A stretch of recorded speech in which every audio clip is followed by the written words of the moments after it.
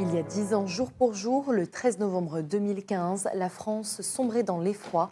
Trois commandos de l'organisation État islamique frappaient simultanément la capitale et ses périphéries, faisant au total 132 morts, dont 2 victimes s'étant donné la mort après les attaques et plusieurs centaines de blessés. Aujourd'hui, je vous propose de revenir sur le déroulé de ce drame. La veille, le 12 novembre 2015, vers 19h, 3 voitures franchissent le péage de Chamon-Senlis en direction de Paris. À leur bord, 11 hommes radicalisés, porteurs d'un arsenal de guerre, 6 fusils d'assaut Kalachnikov, un pistolet automatique, 4 couteaux et 9 ceintures d'explosifs.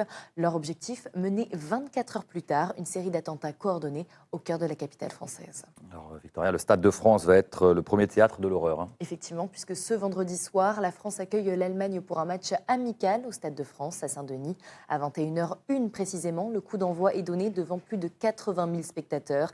Quelques minutes plus tard, Salah Abdeslam, logisticien du commando, dépose 3 terroristes aux abords du stade avant de repartir. À 21h17, une première explosion va retentir à la porte D. Un kamikaze vient de se faire exploser, tuant Manuel Dias, un chauffeur de car de 63 ans qui sera la première victime de ces attentats. À 21h20, une deuxième détonation secoue la porte H. Un autre assaillant, empêché d'entrer, déclenche sa ceinture explosive. Le président de l'époque, François Hollande, présent dans la tribune officielle, rejoint le poste de sécurité. Une troisième explosion à 21h53 fera plusieurs blessés, mais aucun mort supplémentaire. Et à 21h25, les terrasses parisiennes deviennent une nouvelle cible. Et oui, pendant que le public du Stade de France ignore encore la gravité de la situation, une Seat noire s'arrête devant les terrasses du Carillon et du Petit Cambodge, rue Alibert, dans le 10e arrondissement de Paris. 3 autres terroristes ouvrent le feu à la Kalachnikov. 15 personnes sont tuées sur le coup. Quelques minutes plus tard, à 21h32, le même véhicule va cibler d'autres établissements, cette fois-ci dans le 11e arrondissement.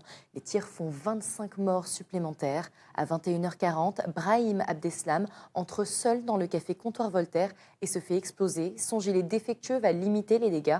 Il meurt seul, mais 12 personnes seront blessées. Le bilan de l'attaque sur les terrasses s'élève à 39 morts et plus de 300 blessés. Brahim Abdeslam, le frère de Salah Abdeslam, le seul survivant de ce commando. Et à 21h47, le Bataclan est au cœur d'un massacre. Et oui, effectivement, alors que le président François Hollande regagne l'Élysée pour suivre la crise, le concert du groupe Eagles of Death Metal bat son plein au Bataclan. 3 terroristes arrivent devant la salle à 21h47. Ils tirent d'abord sur des passants à l'extérieur, puis pénètrent dans la salle et mitraillent la foule de spectateurs. Certains fuient par les issues de secours, d'autres se cachent. Les assaillants exécutent les blessés à bout portant. Plus de 250 cartouches sont tirées.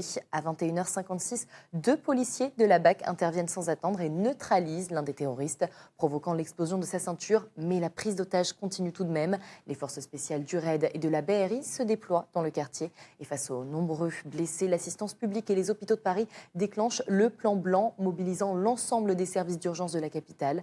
Vers 22h40, la BRI et le RAID pénètrent dans le Bataclan. 2 terroristes se retranchent avec une quinzaine d'otages. Une négociation est engagée sans succès. Effectivement, les terroristes revendiquent l'attaque au nom de l'État islamique et ne sont pas ouverts à la négociation. Peu après minuit, le préfet autorise l'assaut. La colonne de la BRI force la porte du couloir où les terroristes se sont barricadés.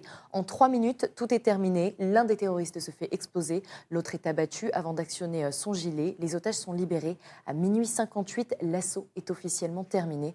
Au total, 90 personnes ont été tuées au Bataclan, faisant de cette attaque la plus meurtrière de la série. Voilà donc pour le déroulé précis de cette soirée cauchemardesque concernant les attentats du 13 novembre. Yannick, est-ce que vous vous souvenez où est-ce que vous étiez ce soir-là ? Oui, très bien. En fait, avec le décalage horaire, je l'ai découvert le 14 novembre, puisque ça s'est passé dans l'Hexagone dans la nuit du 13. Et le matin, en me réveillant, ce qui m'a alerté, ce sont les messages sur le téléphone avec les personnes de mes contacts sur Facebook notamment qui se sont signalées en sécurité à Paris, vous savez, le dispositif. Et là, je me suis dit, il y a forcément quelque chose. Et déjà, j'étais rassuré de voir. Et d'autres messages disaient, on n'a pas encore des nouvelles. Et c'était assez inquiétant parce qu'on a de la famille à Paris ou autour.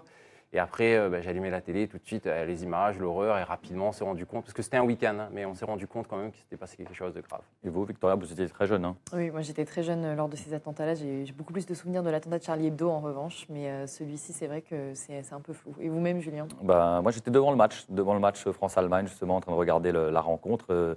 Mon grand frère, qui est né le 14 novembre, qu'on avait prévu petite soirée entre amis, avec la famille. Et du coup, parce qu'à La Réunion, quand les attaques ont eu lieu, c'était déjà le 14 novembre avec les 3 heures de c'est décalage.